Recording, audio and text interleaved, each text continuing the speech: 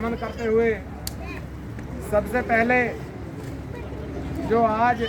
24 तारीख के दिन यहाँ सम्राट मिहिर भोज पार्क ग्रेटर नोएडा पे जो धरना हो रहा है, उसके लिए जो हमारी पूरी मिहिर सेना की टीम है, खासकर हमारे राष्ट्रीय उपाध्यक्ष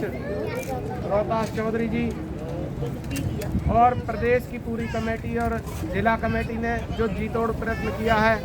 गांव-गांव में जाकर आप सब लोग यहाँ आए हैं, उनका मैं बहुत बहुत धन्यवाद करता हूँ। सभी लोग एक बार इस पूरी टीम का तालियों से जोरदार तालियों से स्वागत करेंगे। उसके बाद जो आज हमारी मिहिर सेना पार्टी से जितने भी नए साथी जुड़े हैं, उन सभी साथियों का बहुत जोरदार तरीके से तहे दिल से मैं हार्दिक स्वागत करता हूं और उनका पार्टी में बहुत बहुत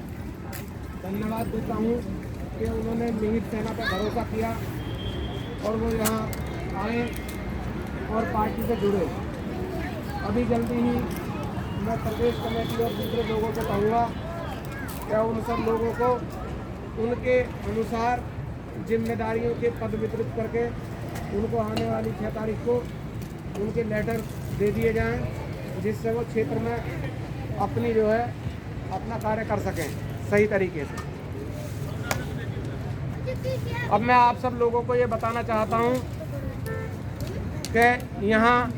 मिहिर भोज पार्क पे पिछले 15 मार्च से ये धरना मिहिर सेना का चल रहा है। ये धरना हमारे पूर्वज मिहिर सेना पार्टी के प्रेरणा स्रोत हमारे चक्रवर्ती सम्राट मिहिर भोज के नाम से जो जेवर में एयरपोर्ट बन रहा है, उसका नाम रखा जाना चाहिए। इसके लिए ये शांतिपूर्ण धरना यहाँ पर प्रत्येक माह की 24 तारीख को होता है। आप सभी लोग इसमें आते हो, आपका बहुत बहुत शुक्रिया, बहुत बहुत धन्यवाद। मैं आपको ये कहना चाहता हूँ कि जब आप लोगों की ये डिमांड धीरे धीरे करके इतनी बढ़ जाएगी कि सरकार को ये लगेगा, ये महसूस होगा कि ये गौतम बुद्ध नगर के लोग इस सरकार को बदलने की क्षमता भी रखते हैं, उस दिन ये आपके एयरपोर्ट का नाम सम्राट मिहिर भोज एयरपोर्ट जरूर करेंगे। इसलिए मैं पूरी टीम से ये कहना चाहता हूँ कि आने वाली 24 मार्च के दिन जो प्रदर्शन यहाँ होगा, वो प्रदर्शन जो है इससे भी ज़्यादा बड़ा होना चाहिए। शांतिपूर्ण प्रदर्शन हमारा होगा और लोकतंत्र में शांतिपूर्ण प्रदर्शन से अच्छी, आंदोलन से अच्छी कोई चीज़ नहीं। अपनी अभिव्यक्ति को सरकार तक पहुँचाना, उनके नुमाइंदों तक पहुँचाना, इस धरने और प्रदर्शन से अच्छी चीज़ कोई नहीं है। तो आने वाले 24 मार्च के दिन आप सभी लोग यहाँ पर ज़्यादा से ज़्यादा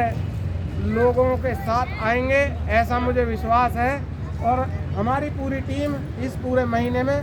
प्रत्येक गांव तक, जहाँ तक नहीं पहुँच पाई है, सब लोगों के पास जाएगी,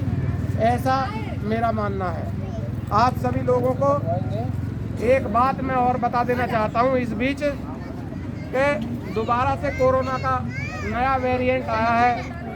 मुंबई में वो चल रहा है। उसके लिए सरकार बड़ी चिंतित है, पूरा विश्व बड़ा चिंतित है। तो मैं अपनी टीम से कहूँगा, जिला टीम से, कि जो आने वाले समय में जो भी यहाँ पे धरना और प्रदर्शन होगा,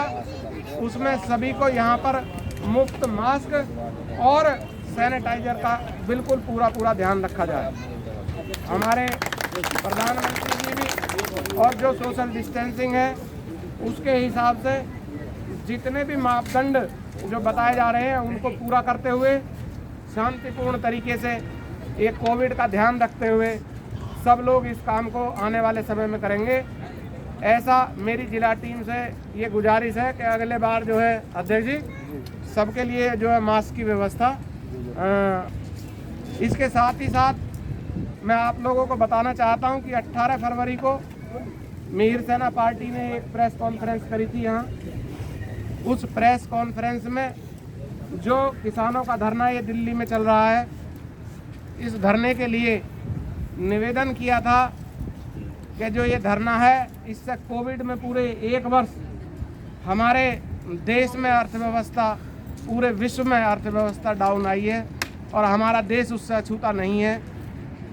गरीब लोग बहुत ज़्यादा दुखी हैं। ऐसे समय पे ये धरना चल रहा है दिल्ली में और तकरीबन 3 महीने से ये धरना चल रहा है। इस धरने को सरकार ने जब ये कह दिया है कि 3 वर्ष तक भी वो किसानों के इन तीनों बिलों को स्थगित करने के लिए तैयार है, तो फिर मिहिर सेना का ऐसा मानना था कि इस धरने का कोई औचित्य नहीं है, ये धरना समाप्त होना चाहिए। इस धरने को समाप्त करने के लिए हमने जो लोग इस चीज़ से सहमत हैं वो 18 तारीख को एक रेड रिबन कैंपेन की शुरुआत भी करी थी, जिसमें सभी लोग गांव-गांव में जाकर हमारी पूरी टीम ने जो रेड रिबन कैंपेन चलाया है, लोगों को उसके लिए जागरूक करा है, किसान और सरकारों के इस समझौते को करने का प्रयास किया है। उसमें एक खुशी की बात मैं आपको बताना चाहता हूं कि जो भारतीय किसान यूनियन के राष्ट्रीय अध्यक्ष नरेश टिकैत जी हैं, उनका अभी कल मैं मीडिया के माध्यम से सुन रहा था, उन्होंने ये कहा है, जो पहले इस मांग कर हुए थे कि इन तीनों कानूनों के वापस हुए बिना किसान यहाँ से नहीं जाएंगे, अब उन्होंने कल ये कहा है कि ये तीनों कानून सरकार भले ही ना ले, लेकिन जो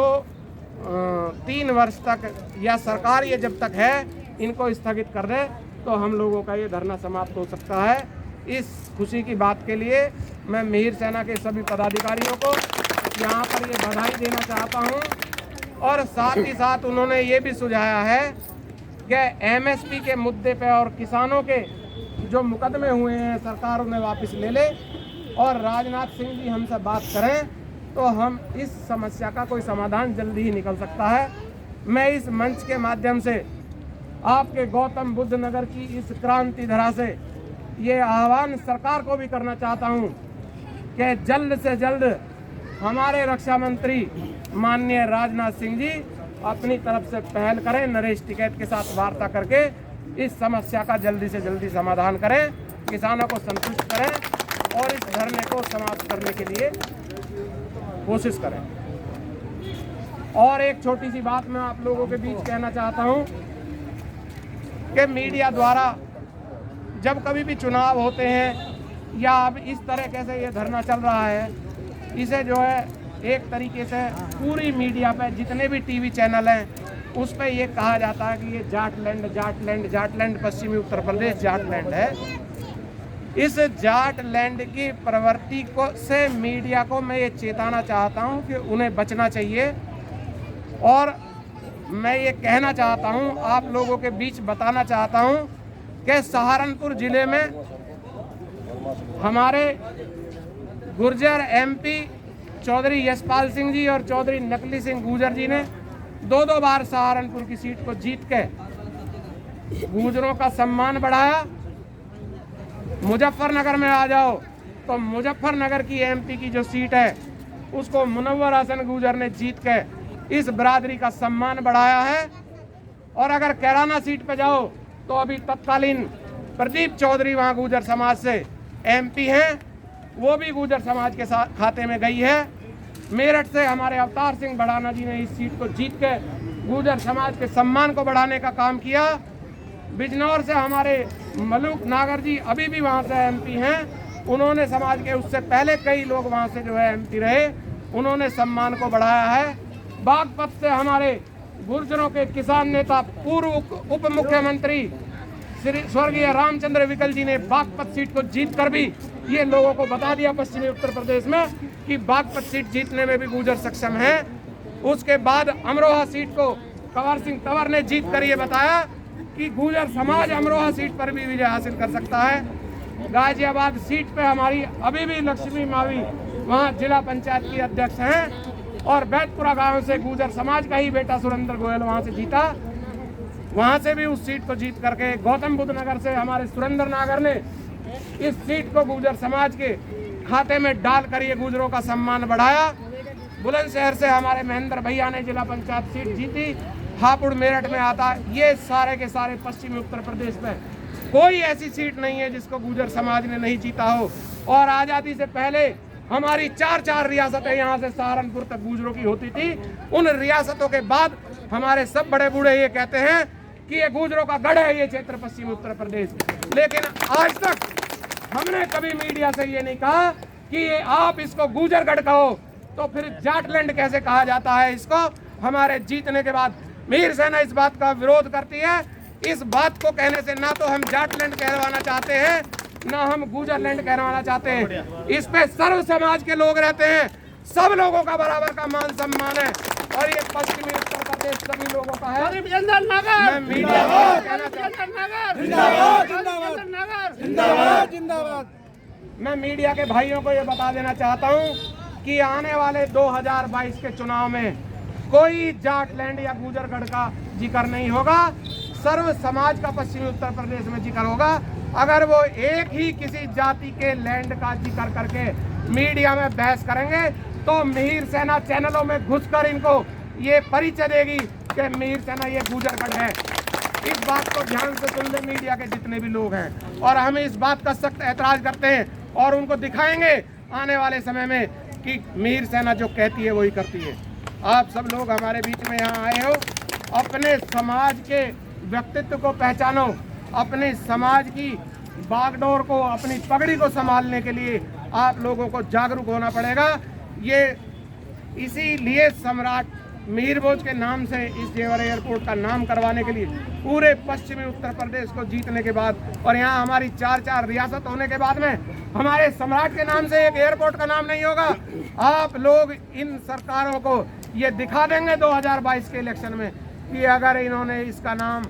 गुर्जर सम्राट मीरभोज के नाम से एयरपोर्ट का नहीं किया तो यहाँ से जो सरकार, जो सत्ता के लोग हैं, उनको हार का रसास्वादन भी करना पड़ेगा, उन्हें हार स्वीकार करनी होगी। ये बात मीर सेना पार्टी के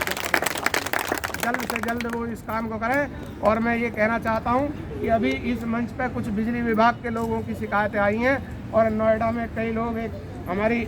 सविता शर्मा जी बैठी हैं बहन यहाँ पर, इन्होंने कई समस्याओं को उठाया है। जो भी कोई समस्या गरीब मजदूर, रेहड़ी ठेली वाले की होगी, गरीब से गरीब आदमी की होगी, पिछड़े, दलित, अकलियत, जिस किसी का भी सम्मान को ठेस पहुंचेगी, उसके सम्मान की लड़ाई मीर सेना लड़ने का काम करेगी। ये पश्चिमी उत्तर प्रदेश में गरीबों की आवाज़ है मीर सेना। और आप लोग देखोगे कि आने वाले समय में किसी की कोई भी दिक्कत होगी, उस दिक्कत का समाधान करने के लिए हम आगे रहेंगे और हम शांतिपूर्ण ये धरना चलाते रहेंगे। आप लोगों से गुजारिश है, प्रत्येक महीने की 24 तारीख को आप यहाँ आकर हमारा साथ देने का काम करें, सहयोग करने का काम करें। आप सब लोग आए, आप सबका बार बार धन्यवाद करते हुए और एक बार इस पूरी टीम का, हमारे राष्ट्रीय उपाध्यक्ष, हमारे जिला अध्यक्ष, हमारे प्रदेश के प्रवक्ता और हमारे सभी साथी जो नए साथी जुड़े हैं, उनका बहुत बहुत सम्मान करते हुए, और हर मीटिंग में यहाँ नए लोग जुड़ेंगे और यहाँ संख्या बढ़ती जाएगी। सरकार को ये दिखाना है कि मीर समाज की अनदेखी को अब ये समाज बर्दाश्त नहीं करेगा। जय मीर। मीर सेना पार्टी जिंदाबाद, मीर सेना पार्टी जिंदाबाद, मीर सेना पार्टी जिंदाबाद।